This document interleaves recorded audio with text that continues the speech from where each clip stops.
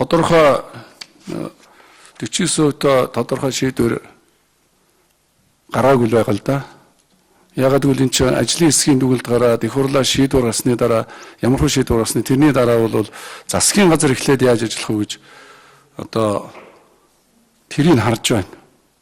Ер нь бол сая манай нөхдүүд энэ монголчууд засаг төрөө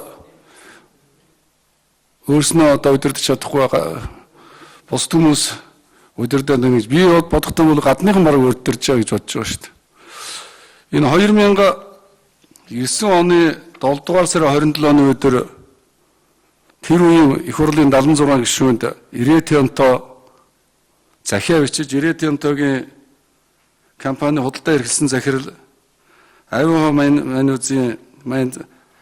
Майнз компани хуулийн эрхэлсэн захирал хоёр Монгол улс хөгжлийн салаа замын эхэн дээр нь яаж шийдэх одоо шийд гэдэг хоёр чиглэл өгч ирсэн шүү дээ. Ингээд л гадныхны нөлөө бидэнд ингэж ороод нөгөө нам дамжсан гадаадын эдийн засгийн алуурчтай нийлсэн гадна дотны нөлөөлөлд орсон иймэрхүү нөлөө байгаа гэдгийг бол одоо бас нэгдүгээр хэлэх ёстой.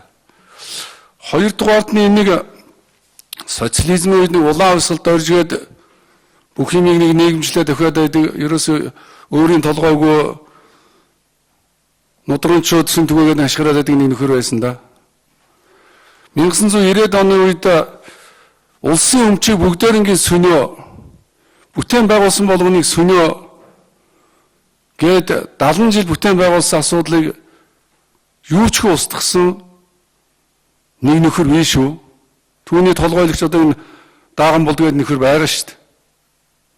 Өнөөдөр энэ ажиллагаа бол тэр үеэс эхлэж Монголын 70 жил бүтээн байгуулсан бүх үйл ажиллагааг устгаж эхлэж гадна дотны тэр магадгүй одоо тэр үед улаан хувьсгалд орж байсан бол гадаадын нэг бортхон малгайтай Жонго зөвлгөөнөөр Монголын бүх өмчийг устгасан.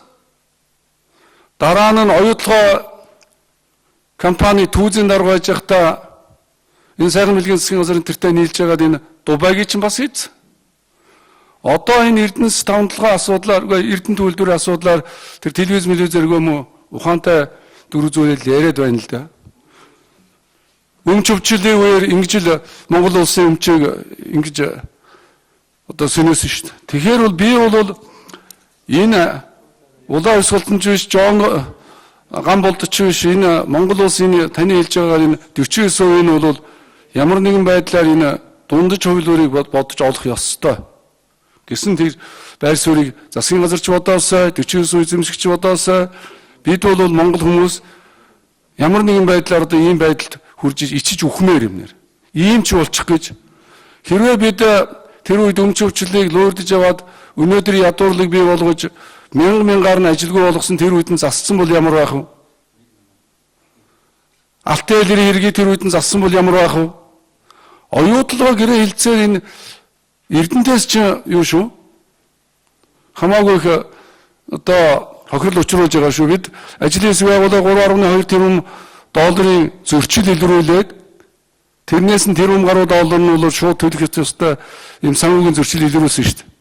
Тэгээд Дубайд очиод алга болгочихсон. Тэгээд бүх одоо ямар ч асуудлыг хийж болдог, юу ч хийж болдог гэсэн оюун Эрдэнэ гишүүний саналтай нэг байна. Тийм учраас бид энэ үндэсний аюулгүй байдлын гадна дотны нөлөөлөл бусдаас хараад байдал энэ дээр анхаарах ёстой гэдэг дээр санал нэг байна. Тийм учраас бол 49-тэй холбоотой асуудлыг их хурлын тодорхой шийдвэр гараагүй байж байхад байнгын хороо бол урьдчилан яаж болохгүй л дээ.